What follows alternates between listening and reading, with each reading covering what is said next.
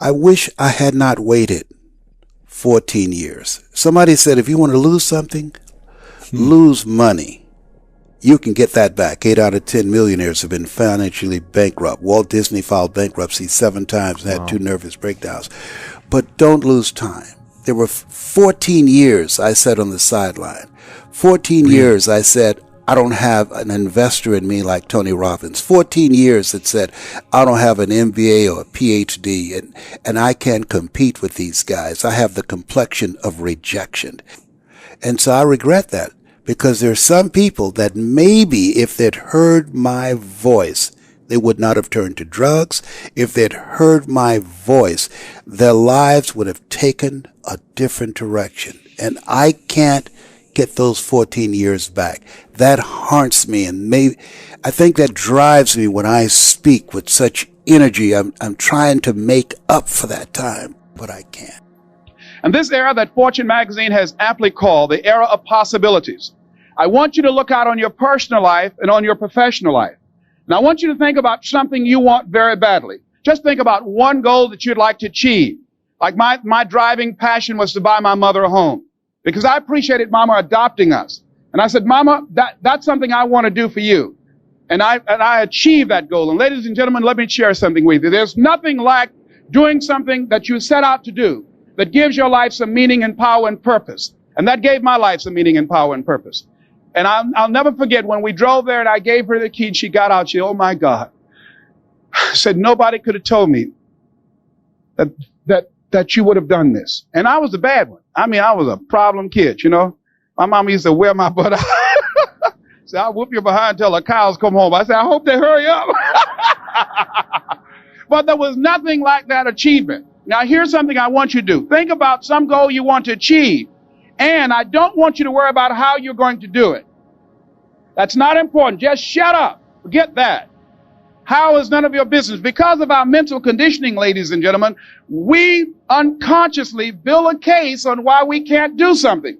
When I wanted to go in the area of motivation, I started building a case for myself. Les, you can't do that. You've never worked for a major corporation. You can't do that. You don't have any college training. You can't do that. You don't have the money. You don't have the contacts. You've never done that before. What makes you think that you can make more money in 1 hour than most people make working for 2 or 3 months? How many of you have ever wanted to do something? And just answer honestly. How many of you have ever wanted to do something and you talked you out of it? Raise your hand if you know what I'm talking about. All right. So you know that inner conversation. That's what I'm going to override tonight. All right. Now, by the way, when I get started, I get fired up. So don't pay me any attention. Let me take my go. I don't have much time, so I want to burn this up. Hold this for me. Okay. So here's what I want you to do. All I want you to do is hold the vision of what you want. I want you to think about that all the time. Hold the vision of what you want. Keep that in your mind's eye. I dreamed about constantly being on Robert Schuler's program. I thought about it all the time.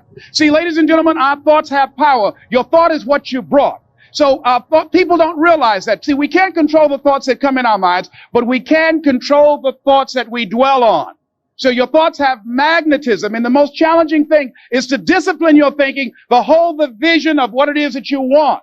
That's the most difficult part. I saw myself on Robert Schuler's program. I saw myself being interviewed by Robert Schuler. I saw myself prepared to answer whatever question he asked. I was ready for him. I'd been there 1,000 times in my mind. At the end of the program, he said, it feels like I've known you before, like we've been together before. I said, we have been spiritually and mentally. I've been following you for a long time. I thought about it. See, this is no game to me. It's no memorized speech to me. I live this. I believe you don't teach what you don't know, and you don't lead where you don't go. And most people, ladies and gentlemen, most of us go to our graves with our greatness in us. Most of us, ladies and gentlemen, most people, when they die, you can literally put under their names, dead but not used up yet.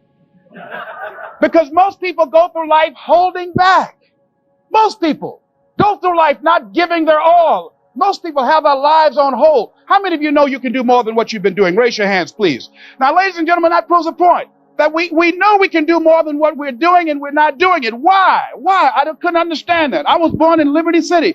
I knew I can do more than what I was doing when I was working for the Miami Sanitation Department. When I used to go door to door selling television sets, no money down. When I was working for Sears when it was on Biscayne Boulevard. I knew I can do more than that. But I wasn't doing, I was stuck, because we don't do what we know. What we do is we operate in the context of the vision that we have of ourselves. See, I couldn't see how to do more. I knew I can do it, but I couldn't see it for me. I believed it. I didn't know it, because if I knew it, I would have been manifesting it. So therefore, hold the vision of what it is that you want. The next thing is that whatever it is that you want to do, ladies and gentlemen, here's something that's very key for you. There must be on your part a willingness to do what is required, a willingness. If there are 75 things to do to achieve your goal, if there's one thing on that list of 75 that you're not willing to do, I guarantee you that's the first thing that will come up for you and will kick your butt. See, I always wanted to be a speaker and a trainer. I wanted to make an indelible impact in the training industry. But I didn't want to be a businessman. I'm a first-generation entrepreneur in my family. Because I was told I was dumb and stupid most of my life, I unconsciously developed a tremendous phobia about paper. If you say, Les, write me a speech, I automatically become nervous. I can't write you a speech, but I can give you a speech, but I can't write you one. I can't tell you the principles of speaking and what it takes, but I can demonstrate it for you. I can show you how to speak, but I can't give you a written explanation for it. I'm not smart like my sister who graduated from the University of Miami, but I have people on my staff with her education that work for me, but I can't write stuff that they write, because that's not my area of strength. But so I had a fear. I felt I could not operate a business. And so I wanted to hire a consultant to take care of the details. I had given this consultant power of attorney to sign checks and handle my business. I called my consultant and said, listen, I've thought about this. It's time for me to grow. I've got to be willing to handle my own business. I want to meet with you. I need to develop a working knowledge of this. I've got to stop running from this. I've got to learn. Admit my ignorance and decide it doesn't have to be like this for me. To make a long story short, my consultant canceled 14 meetings with me. And when I finally got my books back and have not seen my consultant to this day, I knew why. That thousands of funds have been embezzled from my account. Now, whatever happened in our lives, we allow it, we permit it, and we promote it. So it was just an education as my career is going up, not coming down. But it's going up. It was just a tuition I had to pay in the universe because I wasn't willing to learn. I wasn't willing to do that. Now here's something else that's fascinating. I said, okay, see, if you're not willing to grow in life, life will kick your butt until you surrender.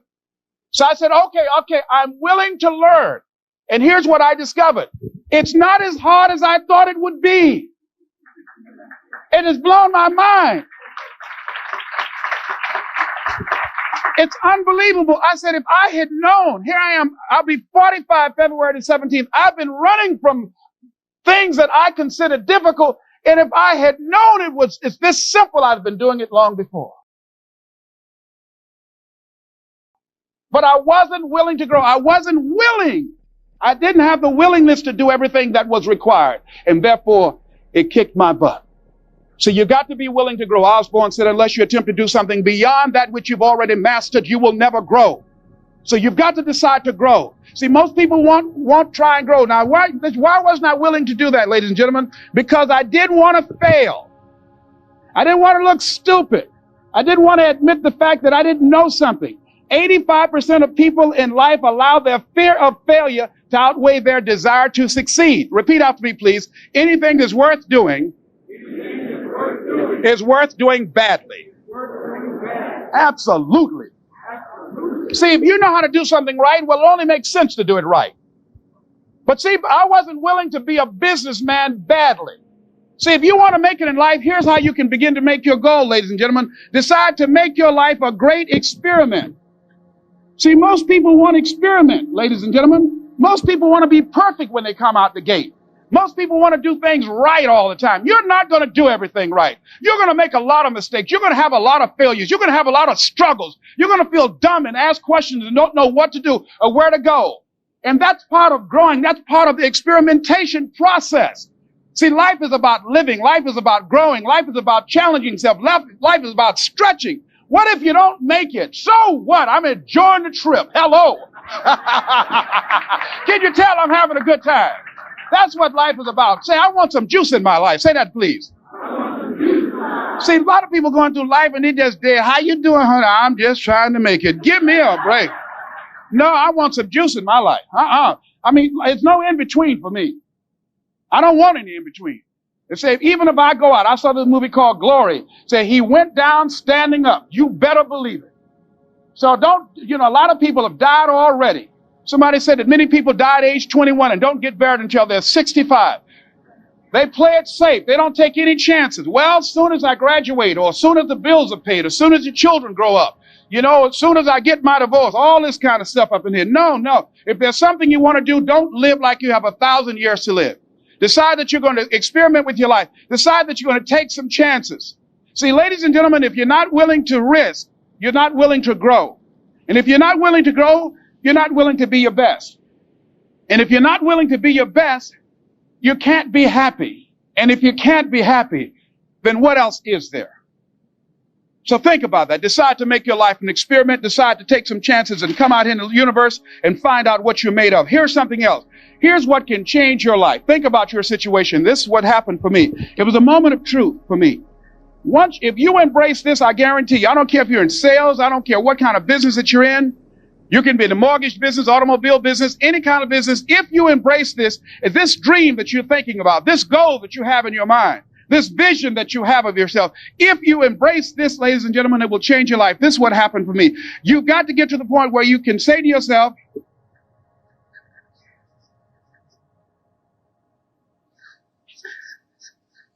this is the key to changing your life. When you say that, repeat please, I have had it. Ladies and gentlemen, that's when people get divorces. That's when people leave jobs. I'm going, where? Do you have another job? No. Where are you going? Away from here.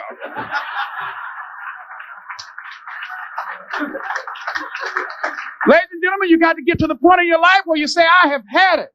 I've had it with going in a restaurant, looking on one side to see what I want to eat, and then look on the other side to see what I could afford. I have had it with my children answering the phone, trying to duck creditors, and they answer the phone and say, my daddy say he ain't home.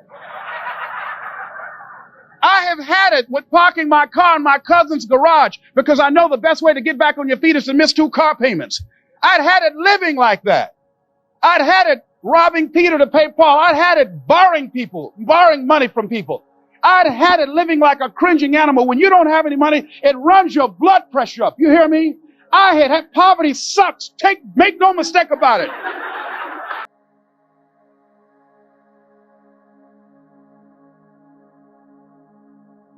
And you've got to decide, I have had it. I'm not going to live like this anymore. No, there's got to be more for me. And let me tell you something. You deserve it. Here, you deserve a better life. There is more to your life than you've been living. You deserve it. Ladies and gentlemen, I never wanted to be rich. Never. All I've ever said, I just want to be comfortable. How many of you ever raise your hand if you just want to be comfortable? All I've said, I just want to be comfortable. Here's what I discovered. If you want to be comfortable, you got to be rich.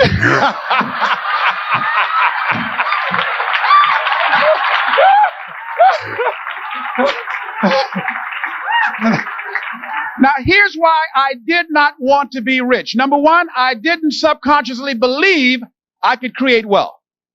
That's number one. Didn't go around saying that, but I didn't believe I can do it. See, what you have in your life is directly a result of what you believe is possible for you. Second thing is, I didn't believe I deserved it. Not consciously, but unconsciously. Whatever you have in your life right now, ladies and gentlemen, is a direct result of what you believe that you deserve. As soon as you get to the point of, I have had it, what you say, I deserve better than this. I have a friend who's been married to a guy for years. He used to beat her all the time. And the last time he beat her, she said, I'm getting a divorce. And she did it. She'd been saying it for years. This time she went through with it. I say, Pat, wait a minute. He's been beating you for years. Why this time? She said, Les, I have had it. I deserve better than this. But he didn't even break your jaw this time, Pat. I know, but I've had it. And she went on to a better life. I was working for a guy that I was miserable. And life is too short and too unpredictable doing something you don't want to do. Even if you can't do it all at one time. It's worth it, ladies and gentlemen, to be involved in doing just a little bit of it. Do just a little bit of your dream. What if the unthinkable happens to you? What if, God forbid, I wake up tomorrow morning and I open my mouth and no sound comes out? What if where you're working now, they have a downsizing or merger and you're out? What if the unthinkable happens to you? I wish we had a time to talk about strategic planning that you can do for your future. But let me take you to the next level. I know I'm running close. Can you give me just about 3 more minutes? Can I do this up in here? Let me do this up here. If you want to get your goal, here's something else. Ladies and gentlemen, you've got to decide to be unstoppable. Unstoppable. If you want to reach your goal, see, most people, ladies and gentlemen, are stoppable. Most people, all you have to do is tell them no. All you have to do is make it inconvenient for them. All you have to do is make it difficult for them, and they'll stop. See, when you go to get your goal, don't think that all you have to do is think positive and everything's going to work out hokey dokey for you. When you go to get your goal, you are sending a telegram to Murphy's Law to visit you personally.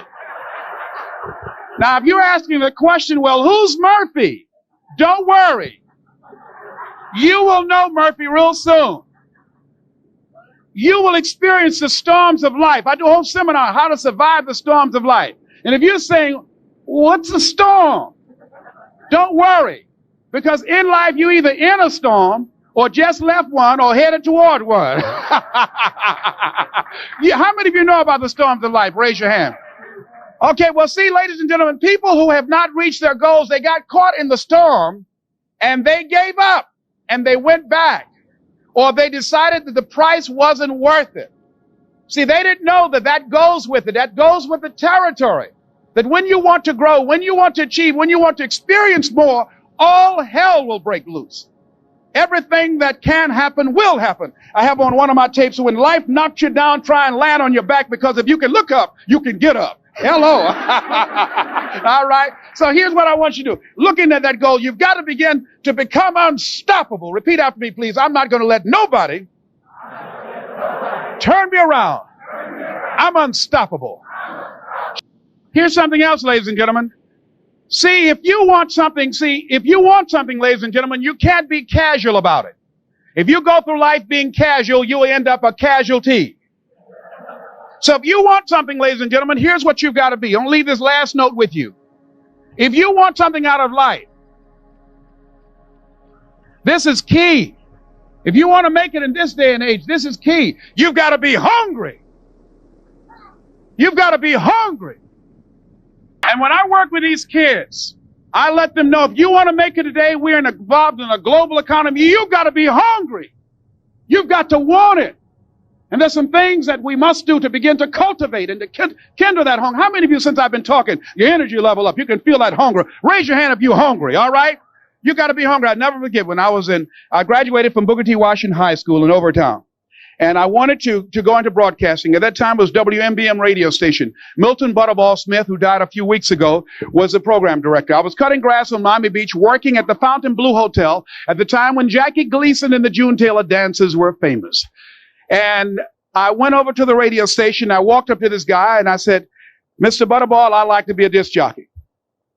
And this is very important, what I'm right up here for you, ladies and gentlemen. I said earlier today, whatever goal that you want, I want you to write down 5 reasons and why you deserve your goal. 5 reasons. Nietzsche said, if you know the why for living, you can endure almost anyhow. Why do you do what you do?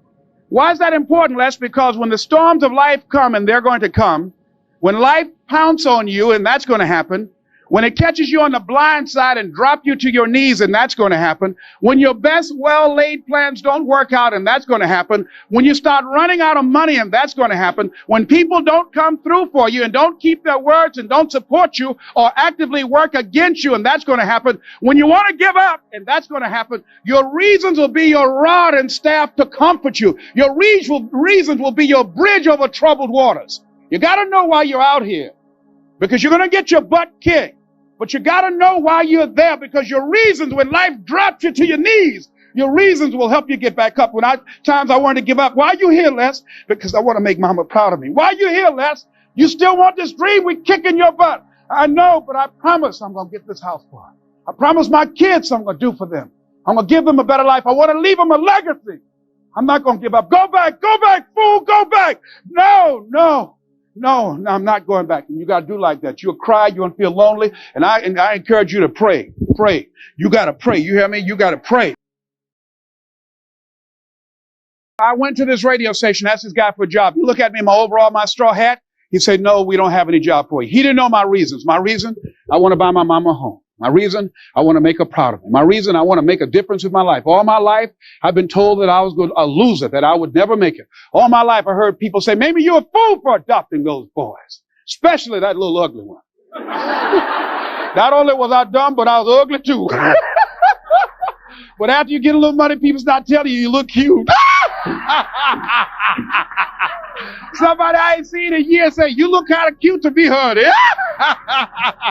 Oh, money makes a difference, doesn't it? I'm telling you. Hello. Anyhow, anywho, I started going to the radio station. This is important. I do this with kids. I teach them something called OQP. Repeat out to me, please. OQP. Only quality people. That's what I teach. My mother said, birds of a feather flock together. You run around with losers, you will end up a loser. If you want to make it in life, you want to achieve more, you've got to find people who want more out of life, who are seeking, who are striving, who are hungry. So I started going to the radio station every day, hanging around the disc jockeys. After a while, they took a liking to me. They would have me go get their lunch, go get their food. Many times you want to do more, you've got to be willing to pay your dues. After a while, they trust me to the extent they would have me go pick up entertainers that came to town. I would drive their big, long Cadillacs. Entertainers like Sam Cooke, Jackie Wilson, Dinah Ross and the Supremes, the Four Tops. I used to drive them in the disc jockeys' big, long Cadillacs. Didn't have any driver's license, but I was driving like a handshot. One day I was at the radio station, a Saturday afternoon, and a guy named Rock was on the air, and he had been drinking. There I was, nobody at the station but me and Rock. I looked through the window. I was saying, drink, Rock, drink. Drink, Rock. I was ready, young, and hungry. That's why I tell you, don't worry about how you're going to get your goal. He said, I opened doors you did not see. I knew the general manager would be calling soon. I answered the phone. I said, hello. He said, Les, this is Mr. Klein. I said, I know. He said, Rock can't finish his program. I said, I know. He said, would you call one of the other DJs to come in? I said, yes, sir. I hung the phone up. I said, now he must think I'm crazy. I called my mom and my girlfriend, Cassandra. I said, y'all come out on the front porch, turn up the radio. I'm about to come on the air. I waited for about 20 minutes and I called him back. I said, Mr. Klein, I can't find nobody. He said, young boy, do you know how to work the control? I said, yes, sir. He said, go in there and don't say nothing here. I said, yes, sir. I couldn't wait to get in the control room and get old Rock out the way. I sat down at that turntable. I said, look out, this is me, LB Triple P, Les Brown, your platter playing papa. There were none before me, and there will be none after me. Therefore, that makes me the one and only. Young and single and love to mingle, certified, bona fide, indubitably qualified to bring you satisfaction, a whole lot of action. Look out, baby, I'm your love man. I was hungry.